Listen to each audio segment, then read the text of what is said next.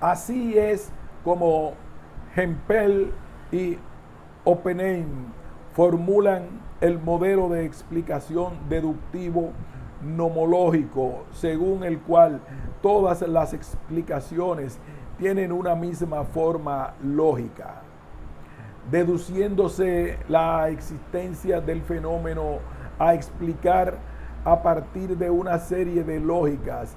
Este modelo avanza siguiendo una serie de silogismos cuya estructura es la siguiente: L1, L2, L3, L4, C1, C2, C3, C4. La primera premisa del silogismo contiene la ley, enunciado universal verdadero. La segunda, las condiciones antecedentes, enunciados singulares que refieren a circunstancias particulares que se manifiestan antes del fenómeno a explicar. Y la conclusión contiene el explanandum, lo explicado, una aplicación de la ley en un caso particular que cumple con las condiciones antecedentes. El explanandum debe deducirse del explanans, lo que explica, constituido por el conjunto de leyes y condiciones antecedentes. En palabras de Hempel, el explanandum debe ser una consecuencia lógica del explanans, porque de lo contrario, este último no podría constituir una base adecuada para el explanandum. El concepto de ley aquí puede entenderse de dos modos. Como ley universal, es un enunciado por el cual ante todos los casos se cumplan ciertas condiciones antecedentes a, por ejemplo, el calentamiento de un gas a presión constante. Se producirá un hecho específico B, por ejemplo, un aumento del volumen del gas, o como ley estadística, cuando afirma que la probabilidad para que las condiciones A estén acompañadas de un hecho B tiene un valor específico. Si una explicación es dada mediante leyes estadísticas explicitadas en el explanans, se llama explicación por subsunción bajo leyes estadísticas o explicación inductiva. Este tipo de explicación dio lugar a otros modelos como el de relevancia estadística. Dado que el tema de la explicación científica es un tópico central de la filosofía de la ciencia y que requiere de un tratamiento aparte, baste decir de los elementos fundamentales de la explicación científica fueron establecidos por el modelo DN. En él puede verse la cristalización del empirismo lógico y la concepción mecanicista de causalidad, y si bien ha sido objeto de muchas críticas, sigue extendiendo hoy su influencia, pues toda explicación que se precie de científica debe satisfacer el requisito del contenido empírico y su noción de causa no puede ser otra que la moderna. La crítica de Hempel al análisis funcional, método explicativo desarrollado en las ciencias de la vida a principios del siglo XX, muestra su concepción sobre lo que debe ser una explicación científica. El análisis funcional es una modificación de la explicación teleológica, es decir, de la explicación no tanto por referencia a causas que producirán el hecho en cuestión, sino por referencia a fines que determinan su curso. Pero esta explicación no satisface los requisitos científicos mínimos de la prueba empírica. La proposición concluyente, la función X es Y de los típicos análisis funcionales, no explicaría el proceso por el cual se deduce que Y es la función de X. Lo correcto entonces sería preguntarse, ¿cómo puede deducirse la existencia de X mediante leyes que incluyan el hecho de que Y es el efecto de X? Por ejemplo, ¿cómo puede deducirse la existencia de los riñones en los humanos a través de leyes que incluyan el hecho de que los riñones tienen como efecto remover los humores de la sangre? Según este modelo, la explicación mediante la función o teleológica, no sería suficiente en un mundo que busca describir los complejos procesos y sistemas que tienen lugar en la naturaleza, porque violan el requisito de la explicación lógica que exige el explanans, contenido empírico y además su alcance predictivo es débil.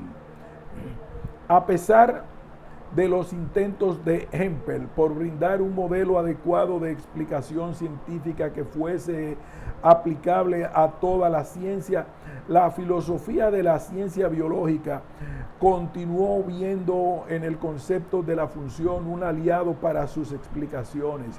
Al respecto, Rodríguez afirma que en la filosofía del siglo XX, la teleología pervive de manera vigorosa bajo el concepto de función biológica para dar respuesta a los problemas planteados por el modelo nomológico deductivo frente a la explicación teleológica y funcional. El sello de legitimidad que el modelo DN confería a las explicaciones científicas por la rigurosidad de la deducción encontró un escollo difícil de salvar en la noción de función, en la medida en que no pudo justificarlo, pues el razonamiento deductivo a partir de leyes generales provenientes de la experiencia no lograba demostrar la existencia del rasgo u organismo del cual la función es tal. En efecto, Hempel y Nagel fallaron al resolver el problema de explicar el contenido teleológico del concepto biológico de función, pues no pudieron encontrar algo que reemplace adecuadamente el importante rol teleológico que la función juega particularmente en la biología y en la psicología. De manera que la filosofía de la ciencia se enfrentó con un problema de difícil solución. ¿Cómo es posible que la función, una noción aparentemente contaminada de causalidad final, pero operativamente válida en el campo de las ciencias naturales, pueda dar explicaciones aceptables en un mundo que solo admite la explicación mediante eventos antecedentes y consecuentes? Esto sucede porque en el quehacer científico de las ciencias naturales se ha utilizado el concepto de función para dar explicación de los fenómenos y de su existencia, otorgándole un sentido causal. De modo particular, en el ámbito biológico, especialmente a partir del evolucionismo, el concepto de función captó la atención de los filósofos de la ciencia, ya que se mostró como una noción clave. Cameron sostiene que a pesar de cientos de años de antagonismo filosófico contra la teleología, la ciencia biológica no ha quitado el lenguaje teleológico de sus explicaciones. La función no solo explica el para qué de tal organismo, indicando su fin objetivo, sino que al hacerlo determina su manera eficaz, que es lo propio de un organismo, distinguiéndolo de aspectos y efectos accidentales. Las atribuciones funcionales son en último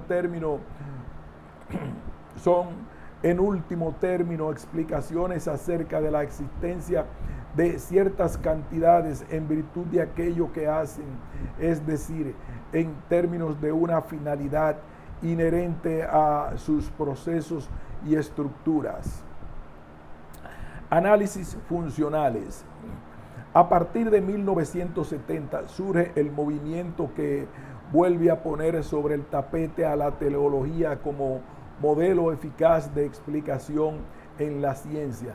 Los trabajos de Wright y Cummings dieron un nuevo espaldarazo a la noción de función, dotándola de un sentido causal y trasladándola desde un ámbito de la biología a la mecánica, las instituciones y el ámbito artificial. En el campo de la biología, hacia fines del 80 y durante los 90 se produjo un cuasi consenso entre los filósofos en torno al sentido de los conceptos teleológicos, que los llevó a tomar un compromiso fundamental con la teoría de la evolución. Mediante este compromiso, los filósofos de la biología asienten que la función biológica debe entenderse según los procesos de la selección natural evolutiva.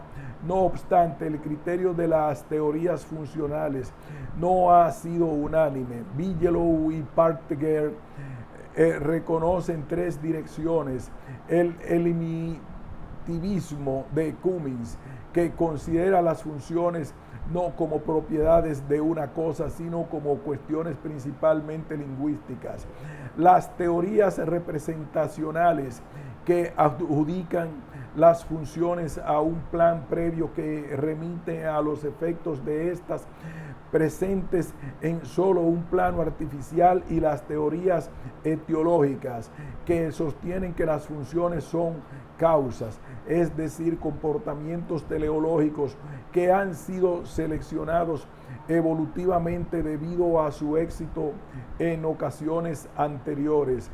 Estas teorías, si bien se van desarrollando a partir de la década del 70, todavía motivan la discusión actual. Prueba de ello son los trabajos de Caponi, que adhiere a la postura de Cummings, aplicándola a la teoría de la selección natural y rechazando la concepción etiológica. Por otro lado, Saborido critica también la teoría etiológica de función, proponiendo una interpretación teleológica basada en la organización autónoma de los organismos. Sin embargo, parecería que la teleología está transida por un sentido de causalidad equívoca, pues Turner afirma: la legitimidad de las explicaciones teleológicas viene a depender de su reductibilidad a los sistemas causales. Esto nos hace pensar que la causalidad presente en las teorías teleológicas no logra sobrepasar el carácter genérico de la aplicación causal, basada sobre todo en la causa eficiente. Perlman, por su parte, cree encontrar una fuente de desacuerdos en el hecho de que frecuentemente los autores que intervienen en la discusión desconocen partes importantes de ella, sean campos o corrientes, y por eso encara una comprensiva síntesis de autores y posturas, a las ya mencionadas por Bigelow y Pargeter. Añade otras y las clasifica según criterios más generales. El criterio primero de diferenciación que utiliza Perlman es el del naturalismo. Las teorías que aducen una finalidad fuera de la esfera natural, sea religiosa o intelectual, son descartadas porque tienen serias dificultades teoréticas y además es difícil reconciliarlas con la ciencia moderna. En cambio, las teorías cuasi naturalistas y naturalistas, en la medida en que buscan dialogar con la ciencia, entran a formar parte de ese gran cuerpo de doctrinas que disputan sobre la función y su rol dentro de la explicación científica. Este panorama nos hace ver que la teleología como modelo explicativo finalista no parece del todo compatible con la noción de causalidad más aceptada por la filosofía de la ciencia contemporánea. Y al mismo tiempo, la noción de función parece reclamar una cierta noción de teleología cuyos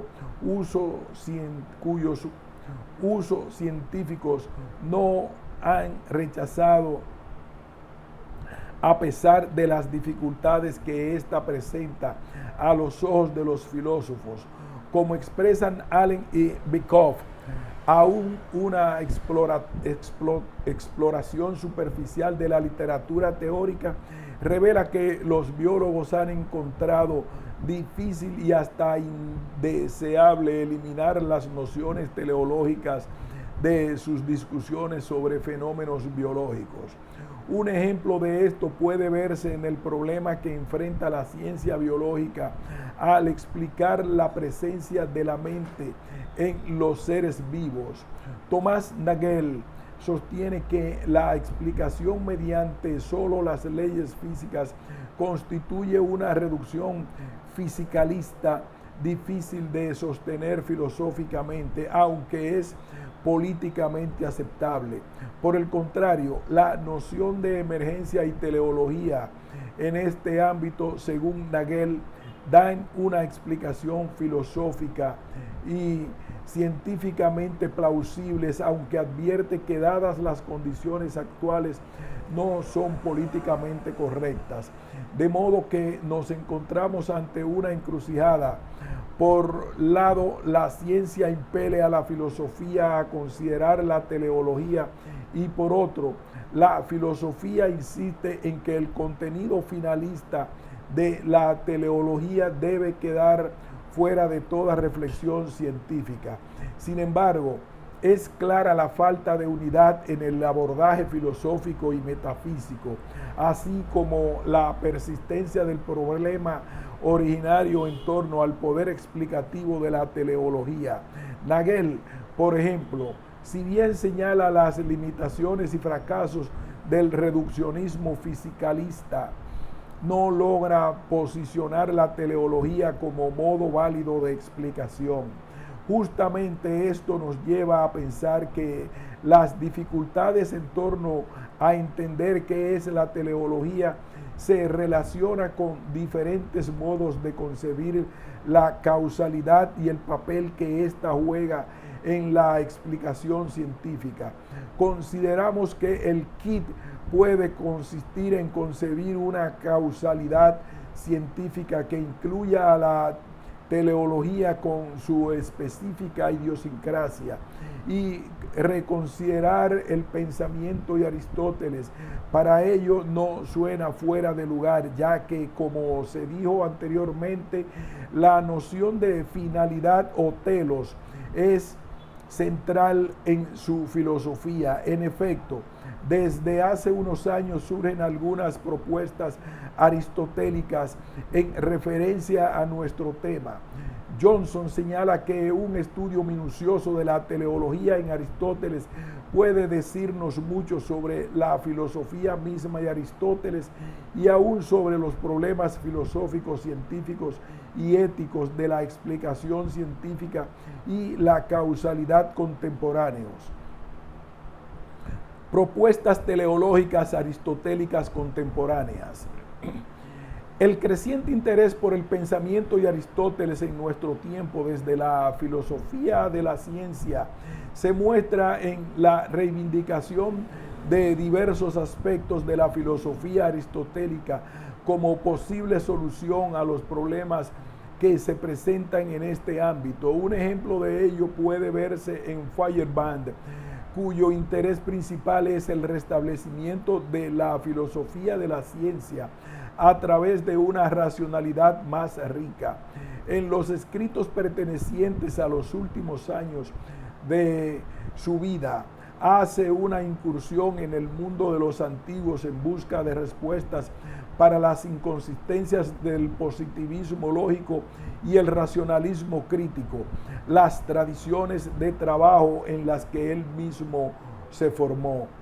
Desde otra óptica, pero también enraizada en la filosofía de la ciencia, Nancy Cartwright considera la explicación científica aristotélica mediante causas y fines como las más adecuadas para dar cuenta de lo real. Revitaliza la noción de naturaleza aristotélica en tanto principio del movimiento y reposo en aquello que primariamente subsiste en virtud de sí mismo, y sostiene que el uso de la naturaleza de estilo aristotélico es central al programa explicativo moderno. Por ello, considera que las capacidades son causas reales y establece a través de las cuales deben explicarse los fenómenos. También Martha Nussbaum, dedicada a la filosofía del derecho y la ética, ha incursionado el mundo aristotélico viendo en su teleología posibles aportes a la ética contemporánea. Con una fuerte impronta antropocéntrica, considera que la teleología aristotélica es una clave de intelección de su ética y que por tanto la ética de nuestro tiempo debe estar anclada en el bien del hombre. Referidos al tema específico de la teleología y su poder explicativo causal, se encuentran los desarrollos de Leunissen, Ponce, Cameron y Johnson, aunque también existen otros. Estos nos dan una clave de trabajo que creemos puede orientar la respuesta hacia un cambio en la concepción de causalidad y explicación científica. Lo distintivo en ellos es la recuperación del pensamiento de Aristóteles mismo como un camino de respuesta a la teleología contemporánea. No obstante, en la mayoría de las teorías teleológicas, la referencia al estagirita está implícita. Ponce sostiene que el problema que atraviesa la teleología se debe en gran medida a una noción de causalidad que data de la Edad Moderna y que por lo tanto la recuperación del sentido de causa aristotélica puede echar luz sobre el asunto. Leunissen hace un estudio exhaustivo de los escritos del estagirita y en torno a la dilucidación del alcance explicativo de la teleología en el mundo natural. Se dedica especialmente a revisar las obras de biología y de filosofía de la ciencia de Aristóteles.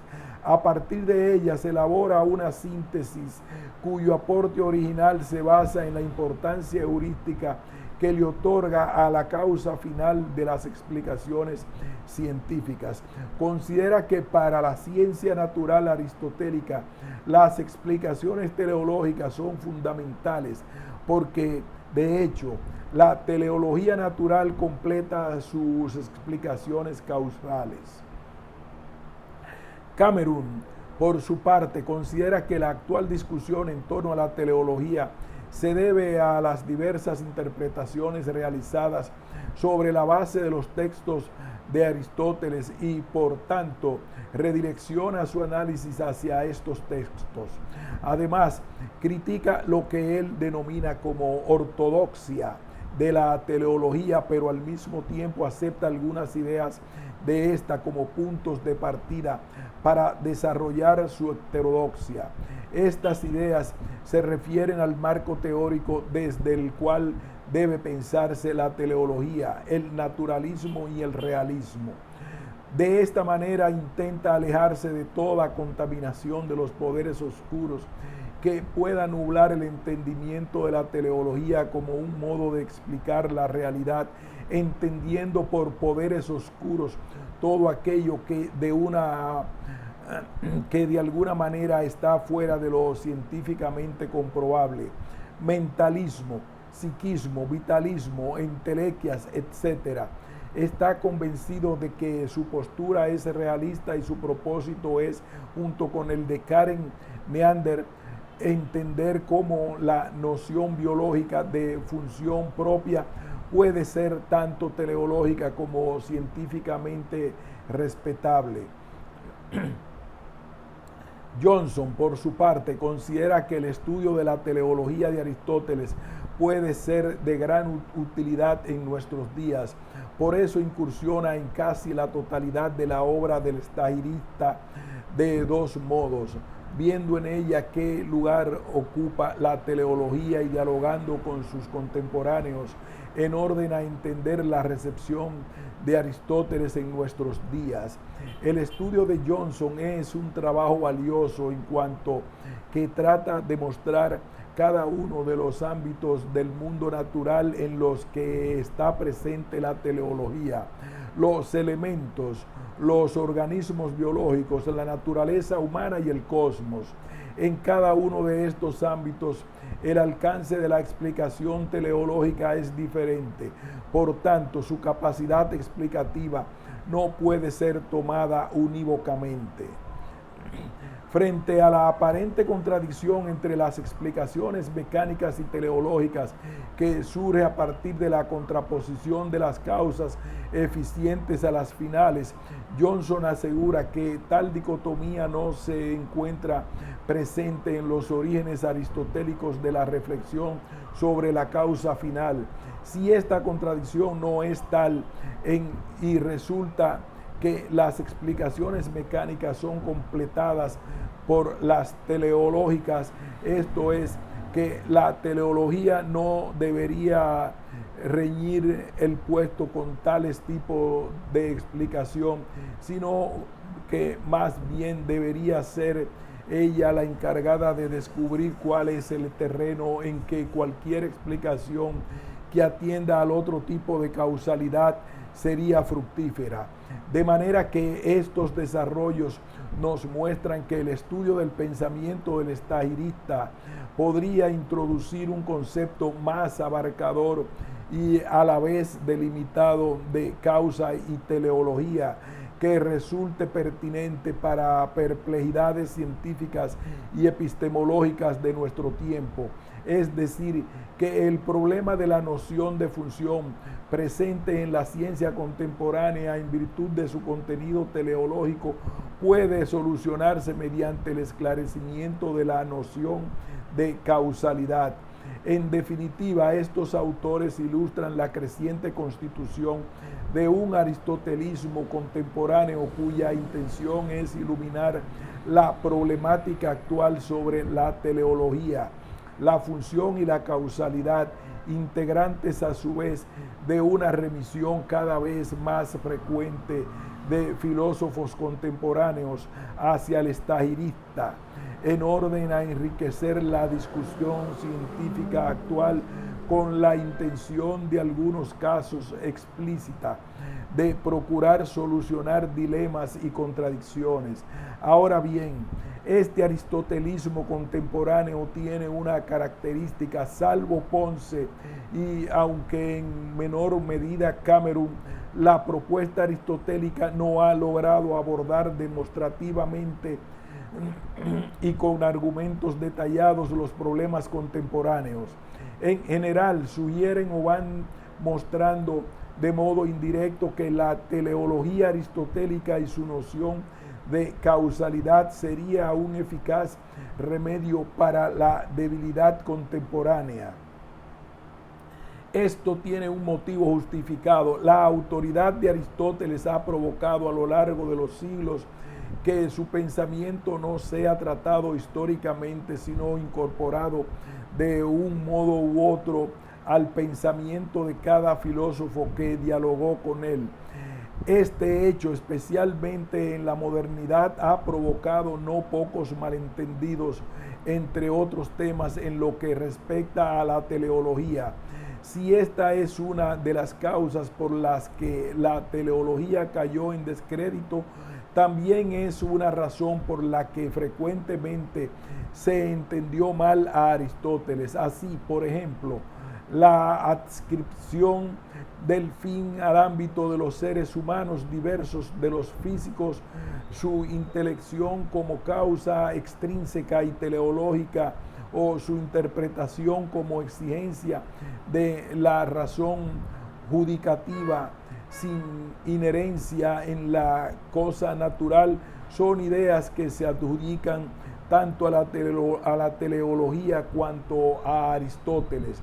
Por eso, el aristotelismo contemporáneo en torno a la finalidad no solo debe mostrar su índole científica, sino, en primer lugar, ocuparse de expurgar de los textos aristotélicos toda interpretación errada, porque solo superando las malas interpretaciones podrá dejarse ver que las nociones aristotélicas pueden iluminar respecto de la ciencia contemporánea sin caer en las críticas que se han hecho a las concepciones de teleología. Es clara entonces la necesidad de priorizar el análisis histórico textual de la teleología aristotélica para recién entonces poder iniciar el diálogo con la filosofía de la ciencia contemporánea. En esto ha consumido la mayor parte de sus fuerzas el aristotelismo contemporáneo. Los enjundiosos estudios de Leunissen y de Johnson estaban obligados a dedicar un pormenorizado análisis de las obras científicas aristotélicas, y si bien es verdad que argumentan constantemente acerca de la vigencia de sus búsquedas científicas, sus nociones de explicación, demostración o el carácter intrínseco del telos, sus análisis miran de lleno a clarificar estas nociones y solo colateralmente mencionan su actualidad. Así también deben leerse, por ejemplo, los eruditos capítulos que Johnson dedica a la evolución de la intelección de la teleología desde los presocráticos hasta nuestros días.